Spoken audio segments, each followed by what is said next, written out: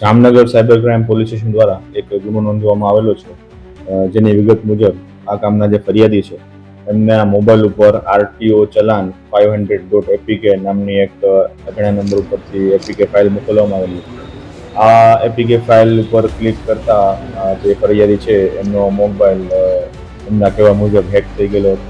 ત્યારબાદ એમના દ્વારા કોઈ ઓપરેટ થઈ શકતો ન હતો મોબાઈલ, ને થોડી જ વારમાં એમના એકાઉન્ટમાંથી અલગ અલગ બે એકાઉન્ટમાંથી કુલ 6,40,000 જેટલી આશરે રકમ ડિડક્ટ થઈ ગઈ હતી.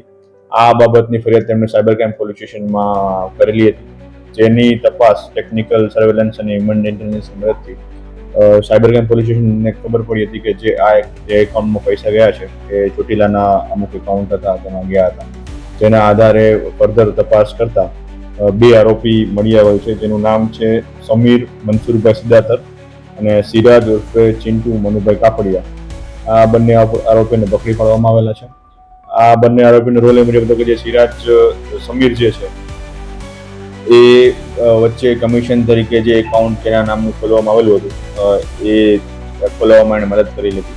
અને જે સિરાજ છે કાપડિયા એ અગાઉ પણ ઘણા બધા ગુનાઓમાં આવી ચૂકેલો છે અને તે જે બહારના રાજ્યના જે સાયબર ફ્રોડ કરનારા લોકો હોય છે તેની સાથે સંપર્ક કરાવે છે અને એ અહીંયા ગુજરાતમાં જે એકાઉન્ટ ખોલવા માટેનું જે નેટવર્ક હોય છે એ બાબતના કામગીરી કરે છે.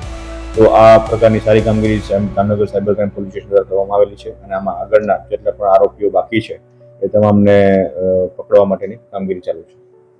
કેટલા ટાઈમથી જે આરોપી છે આ કામ ચલાવતા? આ આશરે 6-7 મહિનાથી જે આરોપી જે છે સિરાજ એ આ પ્રકારના કામગીરીમાં લાગેલો હતો અને એણે અલગ અલગ લોકો પાસેથી એકાઉન્ટ નંબર અને એકાઉન્ટ નવા ખોલાવેલા છે અને એના ફોન નંબર યુઝ કરે છે.